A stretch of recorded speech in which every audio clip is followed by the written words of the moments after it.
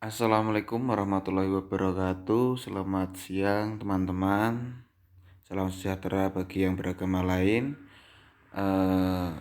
Kami dari kelompok 13 ingin mempresentasikan hasil kerja kelompok kami yang beranggotakan Muhammad Baijul Baktaro dan Hagi Fadli. Baik, selanjutnya akan dijelaskan terlebih dahulu oleh Mas Baijul. Silakan Mas Baijul. Oke, baiklah. Yang pertama yaitu hakikat spiritualitas. Seluruh insan dalam hakikatnya tercipta menjadi makhluk spiritual. Untuk bisa melihat perbedaan kualitas spiritual seseorang, bisa dipandang berdasarkan tingkat kesadaran dan cara merespon dan daya juang dalam proses transendensi diri, kepasrahan, integrasi, dan bukti diri-diri. Makna spiritual dapat diartikan sebagai transendensi yang merupakan pencapaian tertinggi dalam perkembangan individu, sebagai motivasi yang mendorong individu untuk mencari makna dan tujuan hidup, sebagai kualitas manusia yang membedakan individu dengan makhluk yang lain, dan sebagai dimensi manusia yang merupakan salah satu indikator kesehatan mental seseorang. Spiritualitas merupakan identitas fundamental individu yang merupakan puncak capaian perkembangan di mana individu mampu mencari makna dan tujuan hidup sehingga mampu hidup dengan mental yang sehat. Yang kedua yaitu perbedaan spiritualitas dan religiusitas. Religiusitas dapat dipahami sebagai rasa beragama atau ekspresi yang ditunjukkan oleh seseorang dalam kehidupan beragama dan berhubungan dengan praktik keagamaan, spiritualitas, dan kualitas moral yang tinggi sebagai dampak ketaatan terhadap ajaran agama. Pertama, hakikat religiusitas adalah sistem keyakinan tentang Tuhan, praktik ibadah, kesadaran diri sebagai makhluk, keimanan terhadap kematian, pengalaman diri, harmoni diri dengan lingkungan dan Tuhan. Dan yang kedua, hakikat spiritualitas adalah kekuatan yang dapat membangun hubungan diri dengan Tuhan, kekuatan untuk menjalani kehidupan, proses pencarian kebermaknaan diri, transendensi, dan respon terhadap seruan Tuhan.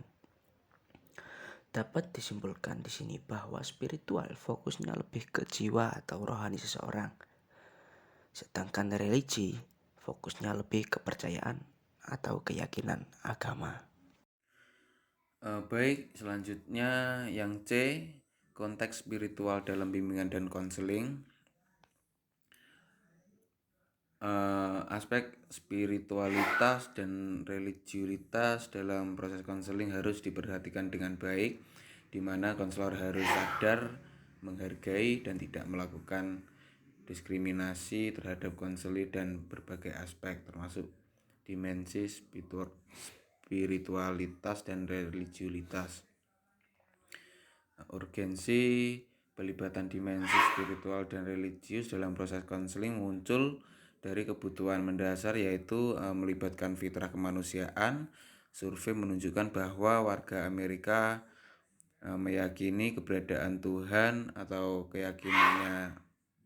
keyakinan lainnya, serta agama merupakan suatu yang penting dalam kehidupan. Agama dapat menjawab permasalahan hidup.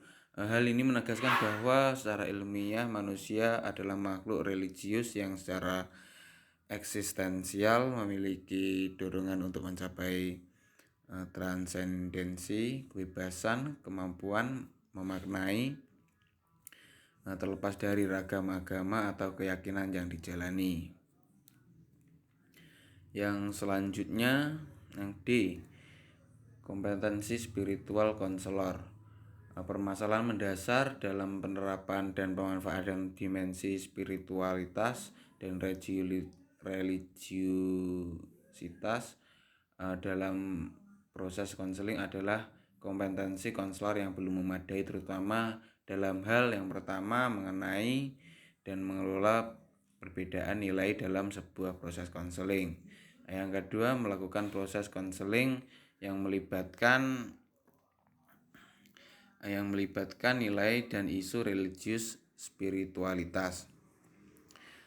Yang ketiga, mengidentifikasi potensi dampak nilai keberagaman konselor terhadap proses konseling.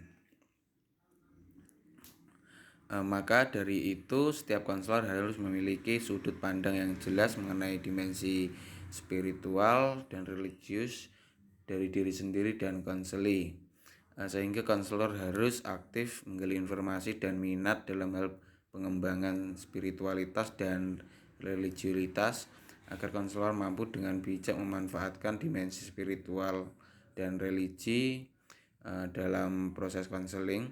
Selain itu, konselor harus mampu mengevaluasi dampak dari pemanfaatan dimensi spiritual dan religius dalam proses konseling.